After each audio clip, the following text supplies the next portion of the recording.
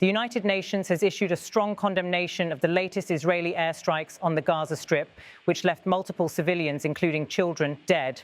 Speaking from UN headquarters in New York, Stéphane Dujarric, the official spokesperson for Secretary-General António Guterres, delivered the statement to reporters during a scheduled press briefing.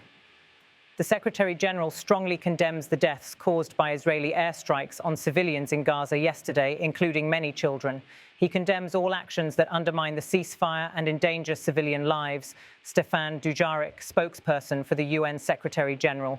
According to the UN spokesperson, Guterres' position reflects deep concern over the collapse of restraint in the region, following a series of coordinated air operations conducted overnight by the Israeli Air Force against what Israel described as militant targets across Gaza. Field reports and images from local and international agencies show widespread structural damage in residential areas, with emergency workers searching through debris for survivors. Escalation in Gaza. The latest strikes occurred despite an existing ceasefire arrangement brokered earlier this month through Egyptian and Qatari mediation with support from the United States. Local medical authorities in Gaza, operating under the administration of Hamas, said the strikes hit densely populated neighborhoods, resulting in significant casualties, including minors. The exact number of victims has not been independently verified due to continued restrictions on access for international observers. Israeli military officials, in statements issued from Jerusalem, said the operations were precision strikes targeting militant positions and weapons storage sites.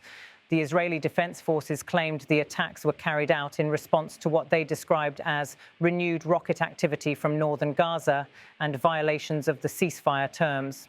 However, humanitarian organizations on the ground warned that such escalations threatened to derail the fragile truce that had allowed limited humanitarian aid into the enclave in recent weeks. UN response. At the United Nations, Dujarric reiterated that the Secretary-General views civilian protection as the top priority under international law and that any breach of the ceasefire obligations must cease immediately. He stressed that the UN is continuing to engage with all relevant parties, including regional intermediaries, to stabilize the situation and prevent further loss of life. The spokesperson underlined that Guterres remains gravely concerned by the deteriorating humanitarian conditions in Gaza, where more than 2 million people live. Million residents face shortages of water, food, and medical supplies. International agencies have repeatedly warned that continued air operations could collapse the limited humanitarian corridors established under the ceasefire framework. The Secretary-General condemns all actions that undermine the ceasefire and endanger civilian lives, Dujarric emphasized again, reaffirming the UN's call for adherence to humanitarian principles and immediate cessation of attacks on civilian infrastructure.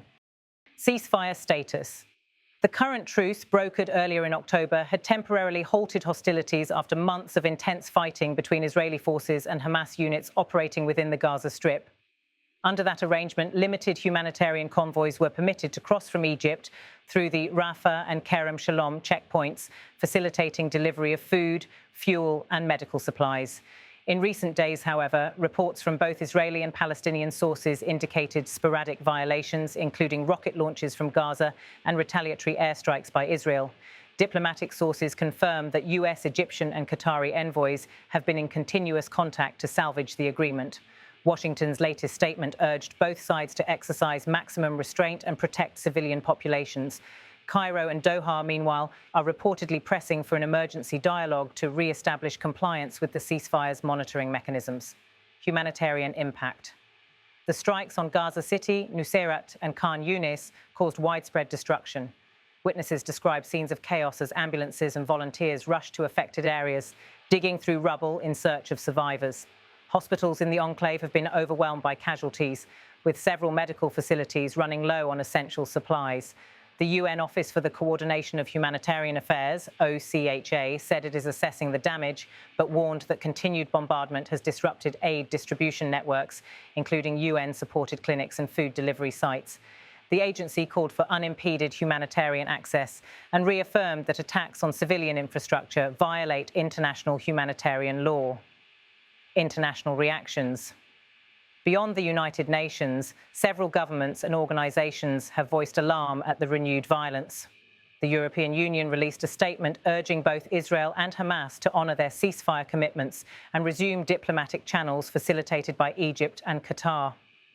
The Organisation of Islamic Cooperation condemned the strikes as a grave breach of international law and human decency. In Washington, a spokesperson for the US State Department reiterated support for Israel's right to self-defense, but stressed the importance of proportionality and protection of civilian lives. We are monitoring the situation closely and remain in touch with partners in the region to prevent further escalation, the spokesperson said. Background context. This latest escalation comes after months of intermittent violence in Gaza, following a temporary truce reached under US and Egyptian mediation. Since the beginning of the year, multiple rounds of negotiations have attempted to stabilize the situation, focusing on prisoner exchanges, humanitarian access, and reconstruction aid. Despite these efforts, the cycle of strikes and retaliations has continued to undermine progress toward a lasting ceasefire. The UN Secretary-General has consistently called for de-escalation, warning that renewed hostilities risk plunging the region into a broader conflict. Earlier statements from Guterres this year described Gaza as a humanitarian catastrophe unfolding in plain sight. He urged all parties to return to dialogue and implement the ceasefire fully. Press briefing details during the press conference at UN headquarters, Dujarric declined to provide casualty figures, citing a lack of verified data.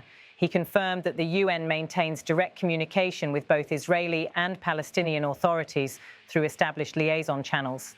He also noted that the UN Relief and Works Agency for Palestine Refugees, UNRWA, continues to operate in limited capacity, providing shelter to displaced families despite severe resource shortages. Journalists pressed Dujarric on whether the Secretary-General would convene an emergency meeting of the Security Council. He responded that no session had yet been formally requested, but added that the Secretary-General stands ready to brief the Council should member states seek consultations. Security Council dynamics.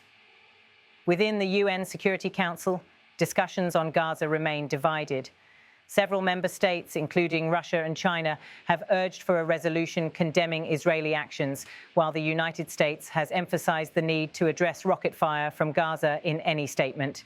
France and Brazil have called for balanced language that reinforces both the ceasefire and the humanitarian response.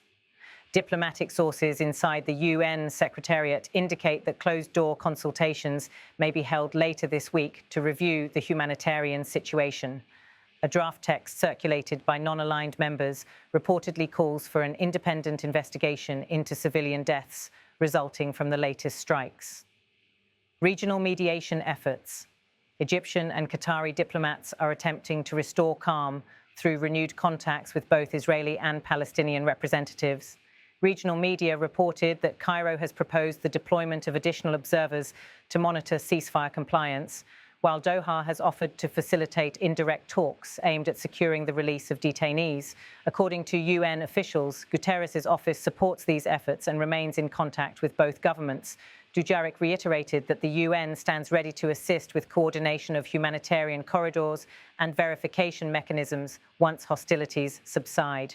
Human rights concerns. The Office of the UN High Commissioner for Human Rights has meanwhile expressed alarm over the growing civilian toll. A spokesperson in Geneva said that deliberate or disproportionate attacks on populated areas may constitute violations of international law and could be subject to investigation. Human Rights Watch and Amnesty International both issued statements calling for independent verification of the events in Gaza, emphasizing the need for transparency and accountability in reporting civilian casualties. Summary of the Secretary-General's position.